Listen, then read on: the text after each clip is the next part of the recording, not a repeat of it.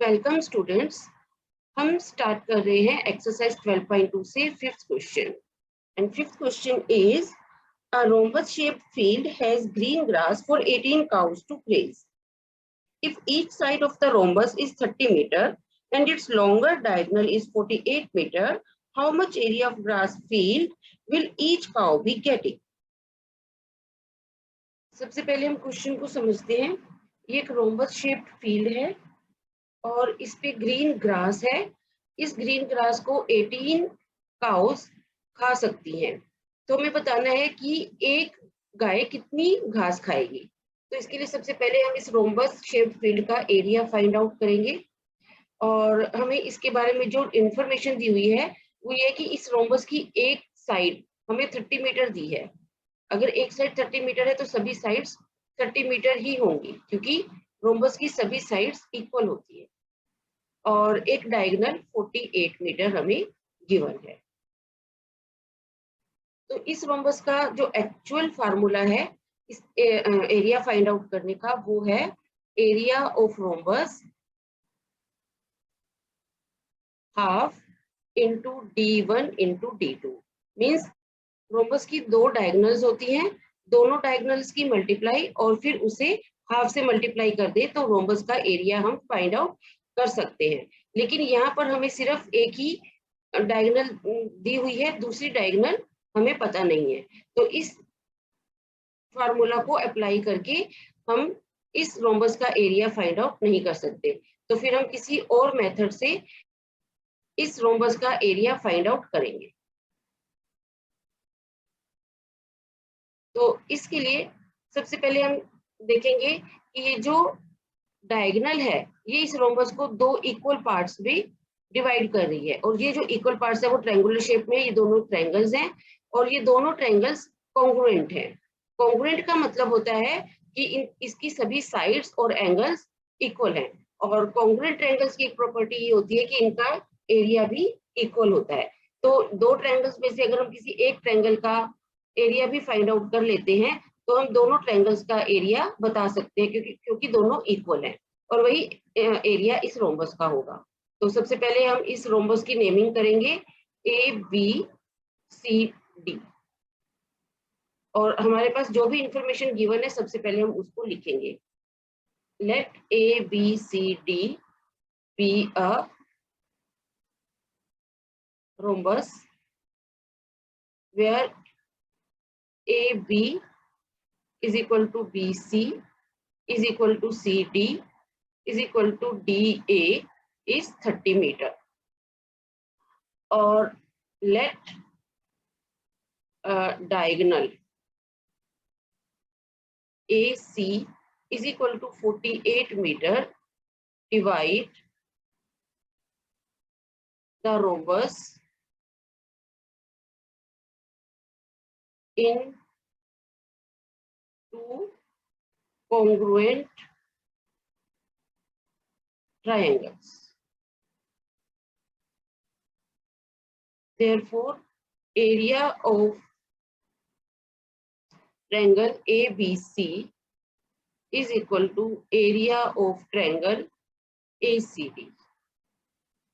तो इसमें से किसी एक ट्रायंगल का एरिया फाइंड आउट करना ही काफी होगा।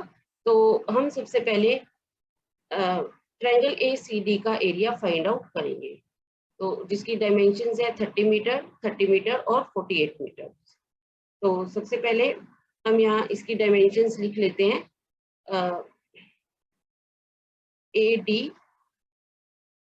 AD को हम मान लेते हैं A is equal to 30 metre, DC is equal to B 30 metre, AC is equal to C 48 metre. इस ट्रायंगल का एरिया हम हीरोन्स फार्मूला अप्लाई करके फाइंड आउट करेंगे। तो यहाँ हम लिखेंगे, सबसे पहले फार्मूला लिखेंगे area of triangle ACD is equal to S into S minus A S minus B S minus C। ABC यहाँ पर ये साइड्स हैं और S यहाँ पर इस ट्रायंगल का सेमी पैरामीटर है। सेमी पैरामीटर फाइंड आउट करने के लिए पहले हम इस ट्रायंगल का पैरामीटर फाइंड आउट करेंगे। Parameter of triangle ACD, parameter को हम 2s लिखेंगे, इज इक्वल टू 30 + 30 + 48। तो ये होगा 30 + 30 होगा 60, 60 + 48 होगा 102। अब 2s है 108, तो s क्या होगा 108/2, 54। तो 54 मीटर इसका इस ट्रायंगल का सेमी पैरामीटर होगा। अब ये सभी जो A, B, C और S की वैल्यूज है वो हम इस फार्मूला में पुट करेंगे। Area of triangle ACD is equal to under root S यहाँ पर है 54 इंटू 54 - 30, 54 - 30 और 54 - 48। अब हम इसे सॉल्व करेंगे, ये होगा अंडर रूट 54 इंटू 54 - 30 होगा 4, 5 - 3 2, 24 इंटू 24 इंटू 14 - 48 होगा 6। अब हम इन सब का प्राइम फैक्टराइजेशन करेंगे। पहले हम 54 का प्राइम फैक्टराइजेशन करेंगे। सबसे छोटे प्राइम नंबर से हम शुरू करेंगे। सबसे छोटा प्राइम नंबर है 2 और इससे 54 डिविजिबल है, तो ये होगा 2 to the 4, 2 7 the 14, 3 9 the 27, 3 into 3 9। तो इसके फैक्टराइजेशन होंगे, फैक्टर्स होंगे 2 into 3 into 3 into 3। तो 54 की जगह हम ये सभी फैक्टर्स लिख देंगे।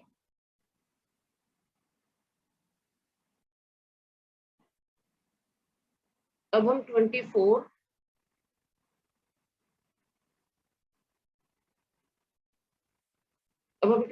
का प्राइम फैक्टराइजेशन करेंगे। ये भी 2 से डिवाइड होगा। सबसे पहले ये होगा 12, 2 6 the 12 और 2 3 the 12। तो इस तरह से 24 के फैक्टर्स होंगे 2 into 2 into 2 into 3। तो 24 की जगह हम लिखेंगे 2 into 2 into 2 into 3। फिर से 24 है, फिर से हम लिखेंगे 2 into 2 into 3 और 6 के फैक्टर्स होंगे 2 into 3। तो इस तरह से हमने सबका प्राइम फैक्टराइजेशन कर लिया है।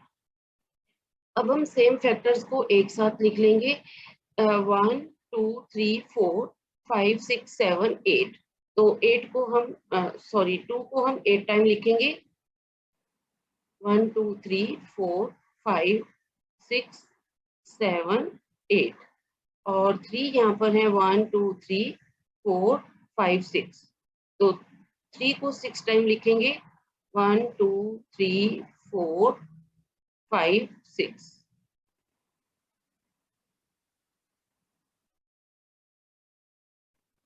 अब हम इन सबका पेयर बनाएंगे।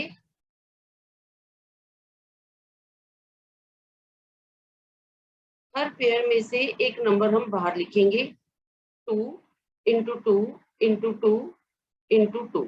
2 के 4 पेयर बने हैं, तो हर पेयर में से एक 2 बाहर निकालेंगे, तो 4 टाइम हम 2 लिखेंगे। इसी तरह 3 के 3 पेयर बने हैं, तो हर पेयर में से एक 3 हम यहाँ लिख लेंगे।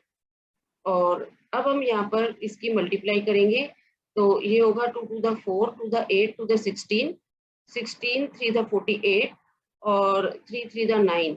48 और 9 की मल्टीप्लाई करेंगे, 9 8 का 72, 9 4 the 36 और 7 4 43। तो ये होगा 432 मीटर स्क्वायर। तो एक ट्रायंगल का एरिया होगा 432 metre square. Area of rhombus होगा, area of rhombus ABCD is equal to area of triangle ACD plus area of triangle ABC। अब हम यहाँ लिख सकते हैं एरिया ऑफ ट्रायंगल ACD, क्योंकि इन दोनों ट्रायंगल्स का एरिया सेम है, तो एरिया ऑफ ट्रायंगल ABC की जगह हम एरिया ऑफ ट्रायंगल ACD भी लिख सकते हैं। और इसका हम रीजन लिखेंगे यहाँ पर, because area of triangle ACD is equal to area of triangle ABC। तो हम यहाँ पर ट्रायंगल ABC की जगह ट्रायंगल ACD भी लिख सकते हैं, और दोनों ट्रायंगल सेम है, तो यहाँ लिखेंगे हम 2 into area of triangle ACD। Area of triangle ACD है 432 मीटर स्क्वायर। तो यहाँ पर हम 432 को 2 से मल्टीप्लाई करेंगे। So area of rhombus is equal to 2 into 432। 2 से मल्टीप्लाई करने पर ये होगा 2 to the 4, 2 3 the 6, 2 4 the 8, 864 metre square. It means field available for 18 cows to graze the grass 864 metre square. और हमें बताना है कि एक काऊ के लिए कितना फील्ड अवेलेबल है। तो for one cow 864 divided by 18। अब हम 864 को 18 से डिवाइड करेंगे, तो ये होगा 18 4 द 72, और 86 माइनस 72 होगा 14, तो ये होगा 48 मीटर स्क्वायर। जब हम 864 को 18 से डिवाइड करेंगे तो हमें क्वेश्चन 48 मीटर स्क्वायर मिलेगा। तो इस तरह से each cow will get 48 metre square field. 48 metre square इस क्वेश्चन का आंसर होगा।